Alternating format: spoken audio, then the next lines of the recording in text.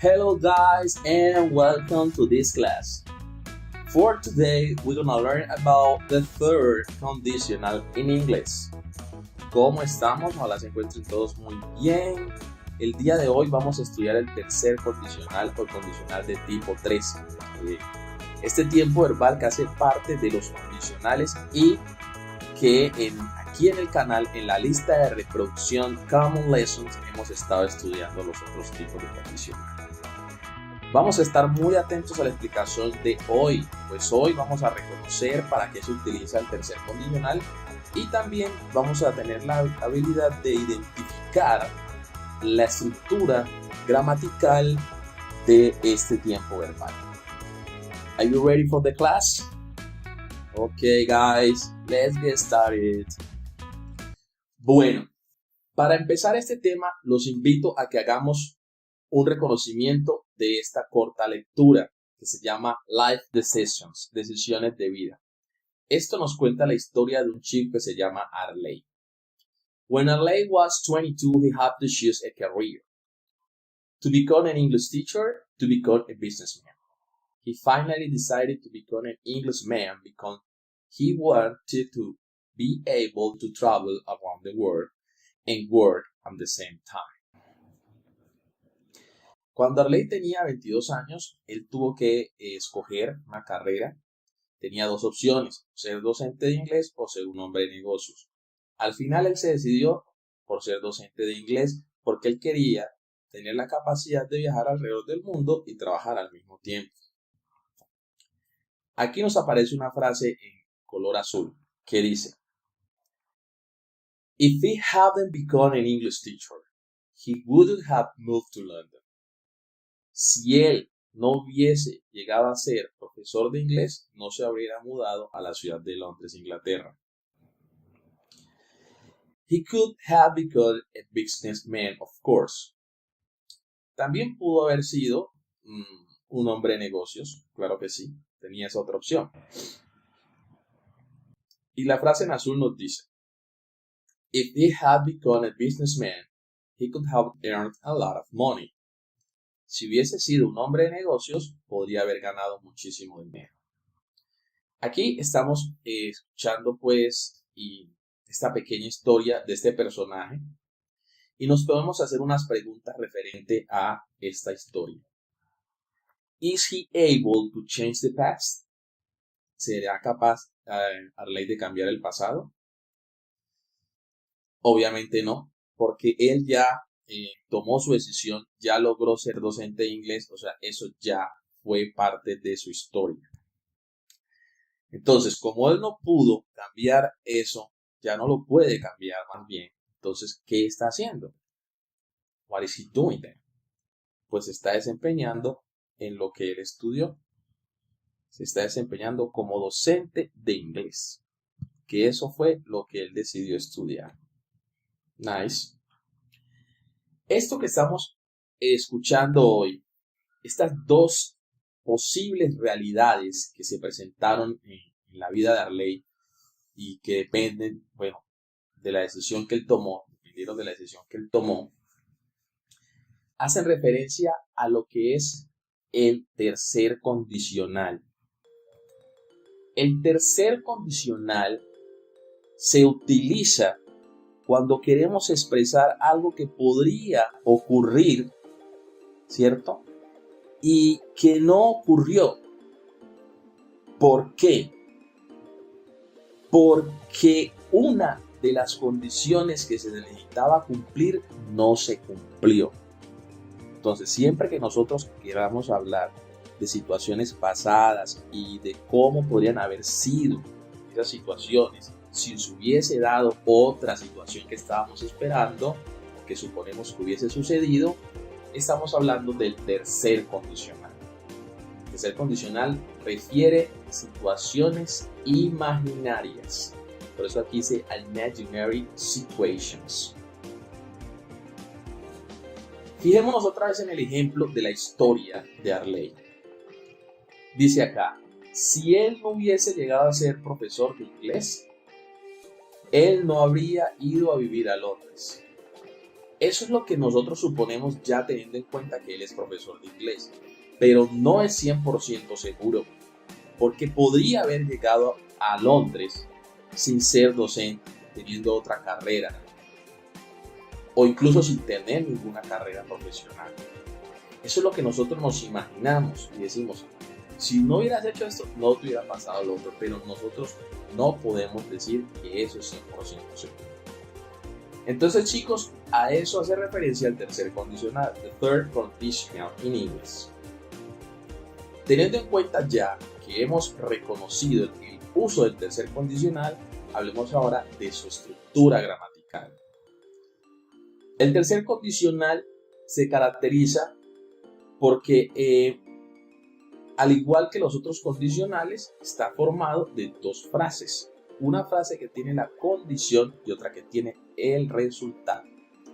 Recordemos que la frase que lleva la condición es la que tiene la partícula if, que es un sí condicional. Ya hemos dicho varias veces, distinto a yes, que es un sí afirmativo. La frase puede iniciar con la condición o puede iniciar con el resultado. Independientemente de cómo queramos nosotros empezar la oración, lo que tenemos que tener en cuenta es la estructura que hace parte del resultado o de la condición. Aquí estamos observando la estructura gramatical para frases afirmativas y negativas. Por eso aquí dice affirmative and negative forms structures. Si yo quiero hacer una frase afirmativa o negativa, voy a tener en cuenta esa estructura. La frase que lleva el if va a estar en este orden. Primero el if, luego el sujeto de la oración, el auxiliar had o su forma negativa, hadn't, una de las dos, más el participio pasado de un verbo. Recordemos que hay dos grandes grupos de verbos, los regulares y los verbos irregulares. Ahora vamos a profundizar sobre eso. Si yo voy a escribir el resultado, debo tener en cuenta la siguiente estructura. El sujeto, el auxiliar would, forma afirmativa, wouldn't, forma negativa, el have y el participio pasado de un verbo, que puede ser, repito, regular o irregular, dependiendo de lo que nosotros vamos a contar. Bueno, fijémonos en este ejemplo de nuevo. Aquí estoy ejemplificando la estructura del tercer condicional. Miren que esta frase es negativa, por eso tiene hadn't. Aquí tiene el if, aquí tiene el sujeto que es él, Adley, el personaje de nuestra historia, hadn't, que es la forma negativa, y aquí tengo el participio pasado del verbo llegar a ser, convertirse en inglés. Y acá obviamente un complemento. Luego va la coma y ya viene la oración que hace parte del resultado. Entonces aquí tengo el sujeto, acá tengo el auxiliar negativo, acá tengo el have y podemos mirar aquí el participio pasado del verbo. Y obviamente un complemento. Así estamos cumpliendo con la estructura del tercer condicional. En este caso, las dos frases son negativas. Very good, guys. Bueno, vamos a hacer una retroalimentación rapidonga de los verbos regulares e irregulares. Vamos a hablar de cómo se forma el participio pasado de un verbo regular. El participio pasado de un verbo regular se logra agregando o la letra D o ED o IED a un verbo en su forma base. Recuerden que la forma base del verbo es el verbo como aparece en el traductor. Vamos a mirar las reglas. Primero, si un verbo es regular, ese verbo que termina en la letra E, sea regular, le agregamos la D. Y ya quedó escrito en participio pasado. En español, la terminación del participio pasado equivale a hado, ido. Este es el verbo bailar. Cuando yo le agrego esta D, ya no dice bailar, sino bailar. Si hubiese bailado con ella, habríamos ido a cenar, cosas así. Otra regla. Verbos regulares que tienen vocal más Y, como las dos últimas letras de ese verbo. Aquí tengo enjoy. este verbo tiene una vocal que es la letra O y luego la Y. Yo pretendo que quede en el participio pasado, entonces voy a agregarle ed, porque eso es lo que dice, agregar ed. Este verbo ya no dice disfrutar, sino disfrutado, lo que estábamos hablando, terminación ado, ido. Regla número 3. Los verbos que terminan en consonante más Y, se les cambia la Y por I latina y luego se agrega ed. Este verbo es un verbo que termina en Y, pero fíjense que antes de la Y tiene una consonante. Consonante, la letra R, y luego la Y. Por lo tanto, si yo quiero que quede escrito en participio pasado, que quede con la terminación ado, ido, para decir si hubiese hecho esto, hubiera pasado lo otro, se le cambia la Y por I latina y se agrega ed. Recordemos, chicos, que estos verbos regulares son todos aquellos verbos que no aparezcan en la lista de verbos irregulares. Voy a dejar en el primer comentario fijado de este video tutorial el enlace para descargar un archivo en PDF que contiene la lista de verbos irregulares en inglés. Busquen el título que dice verbos irregulares. Todo verbo que no aparezca en la lista de verbos irregulares es regular, por lo tanto hay que fijarse en el patrón, en la regla que dice cómo hago para que ese verbo regular esté escrito en participio pasado. En español la terminación ado, ido, y pues existen algunas excepciones, porque yo digo escrito, no escribido, hecho, digo visto, que son excepciones. Bueno, vamos a culminar entonces con 2 reglas más. Vamos a hablar de una regla, es la regla número 4. Esta regla requiere que tengamos conocimientos en cuanto a pronunciación de las palabras en inglés. Porque esta regla nos dice que si el verbo termina en una vocal acentuada y luego tiene una consonante, para agregar ed, primero hay que duplicar esa consonante. Entonces, ¿qué queremos? Que ese verbo quede en participio pasado, le agrego la consonante final y le agrego ed. Si yo quiero que un verbo que tiene una vocal acentuada y después tiene la consonante, como las 2 últimas letras de ese verbo, yo quiero que quede en participio pasado en la terminación ado, ido, duplico la consonante y agrego ed. Por ejemplo, stop.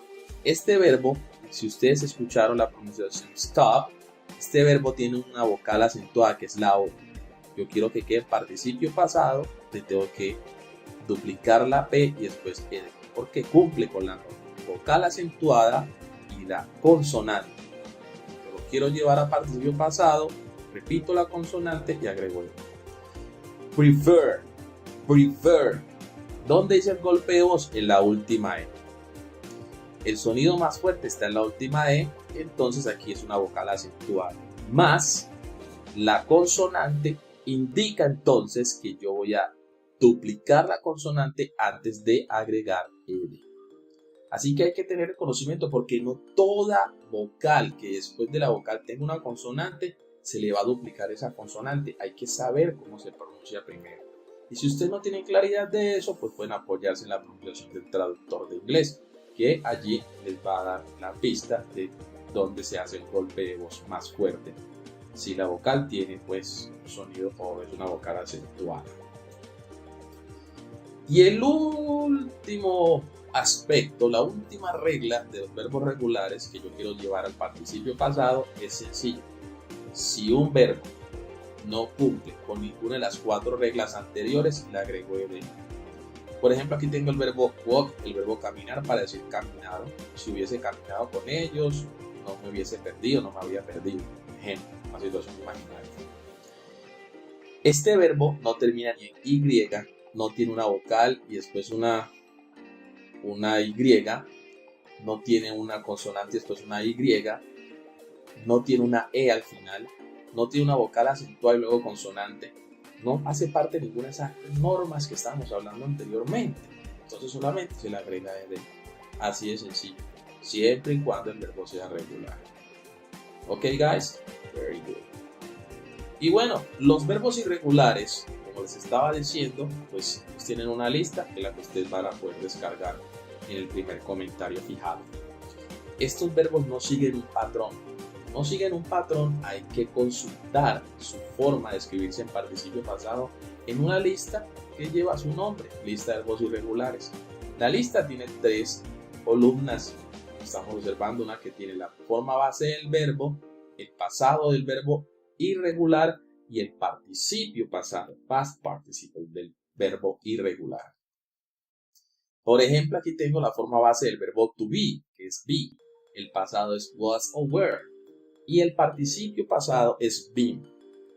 Fíjense que ellos tienen diferentes formas. Aquí, por ejemplo, el verbo llegar a ser, en el participio pasado se escribe igual que en su forma base. ¿Sí? Y así hay otros verbos. Estos son algunos ejemplos. Por eso es importante consultar en la lista, porque ellos no tienen un patrón, sino una única forma de formar su participio pasado. Y luego pues ya se escriben de acuerdo a la estructura gramatical que hemos hablado de las oraciones afirmativas y las oraciones negativas. Alright, hablemos de las oraciones interrogativas. Question 4. Para las oraciones interrogativas nosotros vamos a escribir la parte del resultado en forma interrogativa. Iniciamos con la condición, recuerden que la condición lleva el if, y luego hablamos del resultado, que es la que lleva la expresión, o en este caso el auxiliar would, y eso iría en forma interrogativa. Si ustedes se fijan acá aparece la estructura. Entonces utilizamos el if, el sujeto, el auxiliar, que puede ser had o hadn't, el participio pasado de un verbo. Y la parte que lleva el resultado, que es la pregunta, inicia con el auxiliar would, el sujeto, el auxiliar have, luego el participio pasado de un verbo. Al igual que las otras oraciones, yo puedo empezar con el resultado y culminar con la condición, o viceversa, no hay ningún problema. Miremos este ejemplo. If they had invited you to the movies, si ellos te hubiesen invitado a el cine, would you have accepted? ¿Hubieses aceptado o habrías aceptado? Si te hubiesen invitado al cine, ¿habrías aceptado? Esta es la parte que tiene la pregunta. Y podría ser, ¿habrías aceptado si ellos te hubiesen invitado a ver películas? O sea, el orden no importa.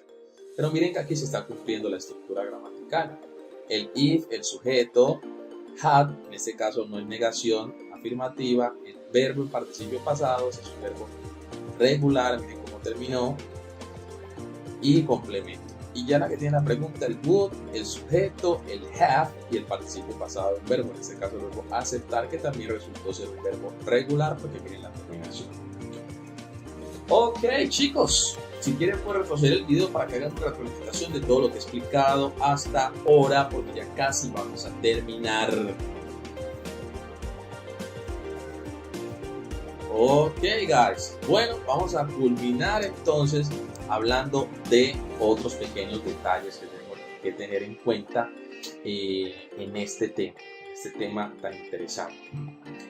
Resulta que se pueden utilizar otros verbos auxiliares cuando nosotros vamos a hablar de resultados. No estamos hablando de la condición, sino de resultados en las oraciones del tercer condicional. Recordemos que es para hablar de situaciones imaginarias. Si por ejemplo yo estoy pensando en una situación que tenga que ver con un sentimiento de culpabilidad, crítica, con lamentarme por algo, por ejemplo en esta oración donde él dice, si me hubiese preparado más, habría obtenido el empleo. If I had done more preparation, I might have gotten a job. Está pensando y se está lamentando por eso. Ese tipo de oraciones pueden expresarse con el auxiliar might o su forma negativa. También se pueden utilizar otros auxiliares como el auxiliar could. Y yo ya lo voy a ubicar en la parte que tiene el resultado. Aquí tengo unos ejemplos donde inicio con el resultado, pero recuerden que ustedes pueden iniciar tranquilamente con la condición. Y es la misma oración que estábamos hablando ahorita. En este caso dice, podría haber obtenido el empleo si hubiese preparado más. Y acá utilicé would. por no utilizar el might, pero podría haber utilizado también esta otra forma que le estaba diciendo ahorita, que es could, y que apareció al principio en la historia de Arlene, cuando dijimos que podría haber ganado más dinero si se hubiese convertido en un hombre de negocios. Entonces, lo que yo quiero que tengan presente es que en la condición podemos hacer uso del could, del would o del might, tanto en su forma afirmativa como en su forma negativa y también en su forma interrogativa, evidentemente respetando la estructura gramatical. Alright, it's time to practice. Bueno, muchachos, voy a dejarles unos ejercicios, voy a explicar cada uno de ellos. El primer ejercicio nos pide que vamos a hacer un enlace, vamos a unir una oración con la otra, la que tiene números con las que tiene letras. Recuerden que la condición es la frase que inicia con if y las otras obviamente equivalen al resultado. Entonces vamos a tratar de encontrar cuál es la frase que más se acerca o la que encaja perfectamente y la unimos. Por ejemplo, la 8, número 8, number 8, con la letra B. B, A, B, o puede ser la 3 con la G, pues no importa. El caso es que nosotros vamos a interpretar muy bien y luego escribimos todas las oraciones y trazamos las líneas. Very good. Second exercise, segundo ejercicio. Pues aquí lo que les voy a pedir es que ustedes hagan uso del auxiliar have, que ya saben que va en una parte, y would have, que va en otra parte de las dos oraciones que se escriben en los tiempos condicionales. Entonces ustedes van a completar escribiendo el have donde debe ir y el would have donde debe estar también. Very good. Tercer ejercicio número 3. Pues en este ejercicio vamos a reescribir las oraciones que están aquí, pero en el tercer condicional. Todas haciendo uso de la estructura del tercer condicional. Así que tradúzcanlas y analícenlas muy bien para que puedan hacer el ejercicio correctamente.